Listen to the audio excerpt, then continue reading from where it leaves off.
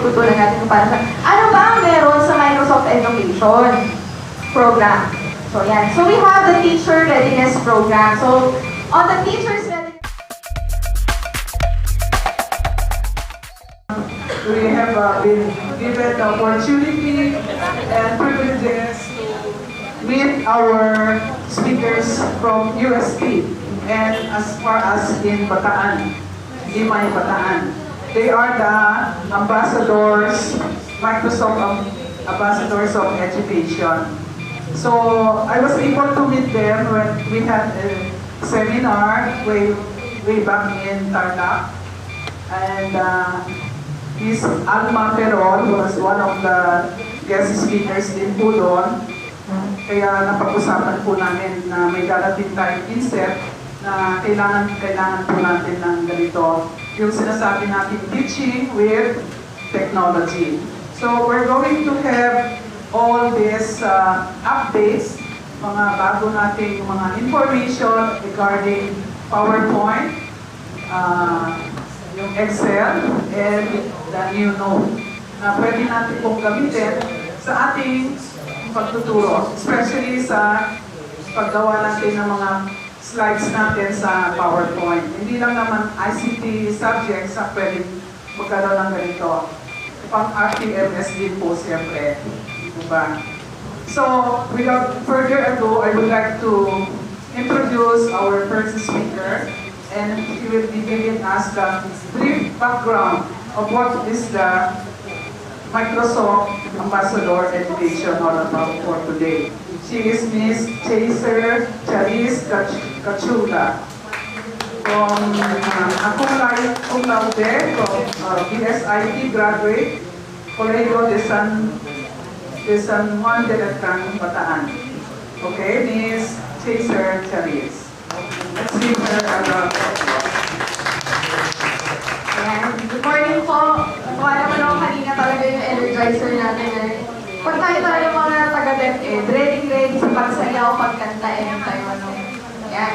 So today, papakilala ko muna bago namin mag-start sa training natin about the different programs ng Microsoft. Papakilala ko muna sa inyo si Microsoft Education. So sino dito yung familiar sa Microsoft Education or nakapunta na sa education.microsoft.com? Meron na? Ayun, very good sir, nakapunta na siya. Very useful po itong website na to and very useful din po itong feature ni Microsoft. So, konti lang yung may alam nito. So, very privileged talaga yung mga teachers na napupuntahan namin para malaman yung program sa Microsoft. So, our mission is, ayan, to empower the students of today to create the world of tomorrow. Ayan. So, tayo mga teachers, yun yung gusto natin, no? Yung mahasa natin, yung mga estudyante natin. And at the same time, gusto rin natin na mapadali yung trabaho natin. So, yun po yung aming goal today. So, dito na tayo. So, I'm with Ma'am Alma Perol, my former college instructor at Colegio de San Juan de Lecran. Ayan. So, magkina po kami. So, ayan. So, the Microsoft Education Community. So, a community where educators can connect, collaborate, and get 21st century learning. So yan yung lagi natin naririnig sa DepEd. So dapat ano tayo, ready tayo para sa mga 21st century learners. Ayan. So ngayon, matututunan natin kung paano ano ba ang meron sa Microsoft Education program. So yan. So we have the Teacher Readiness Program. So on the Teacher's Readiness Program, pag kayo po ay nag-sign up, dito sa ating education.microsoft.com, makakita po kayo doon ng different, ayan, online tutorials, lesson plans, teaching tools, 21st century learning design, and educator webcast. So meron tayong mga webinars po na pwede nyo attendan, tuturuan po kayo about Minecraft, about yung kung paano mag-coding sa ibang bansa, makita nyo po siya sa webinars natin. Ayan. And you will also have the office tips and tricks about Excel, Word, PowerPoint, and OneNote. Yan. So, yun po yung importante sa atin. Dali yung pinakagamitin natin. So, yun. So, today we will have a Microsoft training. Part po yan lang sa Microsoft Education Program. So, you will have the productivity training. So, you will be given an overview of the Microsoft Education Community. So, papakita ko po sa inyo ngayon kung paano mag-sign up. Kasi, kailangan nyo po mag-sign up. Yung certificate nyo po ay manggagaling po sa Microsoft. So, after nyo po mag-sign up, you Bibigay po ni Ma'am Alma later after the seminar yung code po. Then i-enter niyo siya doon. After entering the code, you can download the certificate. Nakalagay po doon kung tungkol po saan yung certificate and din ang oras po siya. Ayan. And of course, dito po tayo sa session natin which is teaching with technology. So today po, tuturuan po namin kayo number 1. So after this introduction, we will have PowerPoint. Then after that, we will have Excel and OneNote. Then for the afternoon session, or kung kaya natin compact sa morning, kasi ano po maraming ginagawa tayo mga public school teachers, pupunuin natin ng morning lang, mag-Minecraft tayo. So wala ng Minecraft, overview lang din tayo ng Minecraft. Ayan. So ano po ba yung Microsoft Educators Community? So paano po ba makapunta doon? Ayan. So, ito po siya. Puntahan po natin siya. Try natin sa video. Wala kayong internet po tayo? Wala. So, sa bahay na po natin or kung meron po tayong data. So, pakita lang natin siya.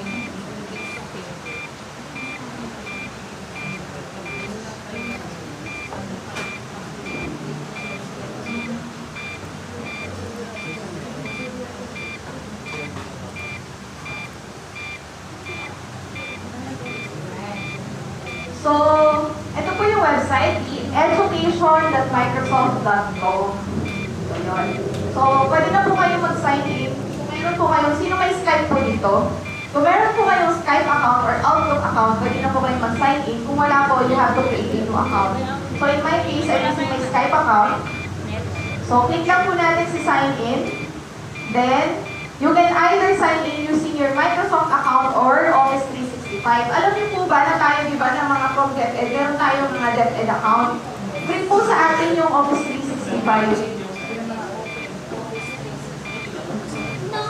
Opo, nag-DepEd din po ako. Galing po ako sa Limay Senior High School, Bataan po ako, no? So, yun. So, kung meron po kayong DepEd account, free lang po yung Microsoft 365. Hindi na po natin kailangan mamirata. Di ba, pag namimirata po tayo, yung ating Office lumilitaw doon is activation. Ayan, hindi na po natin kailangan yun. Ilagin lang po natin yung ating DepEd account. Pwede na po tayo sa 365. Then, kung wala po, dito lang po tayo sa Microsoft. Then you can create your own account. So in my case, I already have my account. So mag-sign in na lang po ako dito. Ayan. Pwede ba dito? So, sign in lang tayo. Wala pa.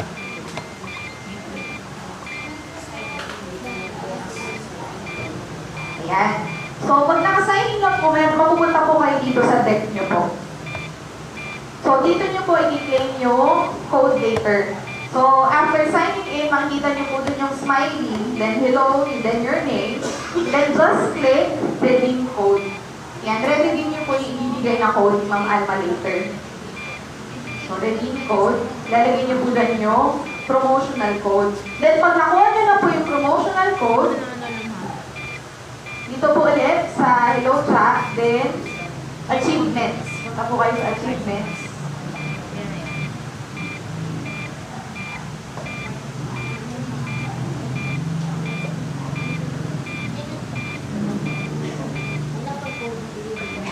Later pa po yung code after po ng training. Ayan. So, under achievements, you will earn a badge. Ayan. Magkakaroon po kayo ng badge every training. So, pag nag-attend po kayo ng training, kahit webinar, meron po siyang corresponding na badge. And sometimes, meron din po siyang corresponding na certificate. So, yung certificate po natin ngayon, pwede din po natin siyang ilagay sa RTMS natin. May points din po yun. Di ba meron po tayong kailangang number of hours para sa ating training. Pwede rin po yung tinatanggap po ng ibang principal yan. So, kung pumunta po siya dito under certificates, just click your certificate, then click download. So, after downloading your certificate, you can ready to print it. Ayan. So, antayin lang po natin siya. Kakaroon na po kayo ng certificate. So, ganyan po yung tura ng certificate nyo. So, nakapirma pa po si Vice President Worldwide Education of Microsoft, of Education.microsoft.com. So, questions po, hindi the codes. Wala. So, yan. So, tignan po natin. So, you can also access different resources. Education. Ayan. Then you can have different trainings. So, meron po tayong mga courses, webinars. So, yun. Pwede po kayong manood niyan. Then, you will earn points and certificates. So, very useful po talaga siya. So, explore nyo lang po. Meron din po dyan mga readily downloadable na lesson plans na pwede nyo po magamit sa inyong mga subjects. So, questions po, clarifications about education.microsoft.com.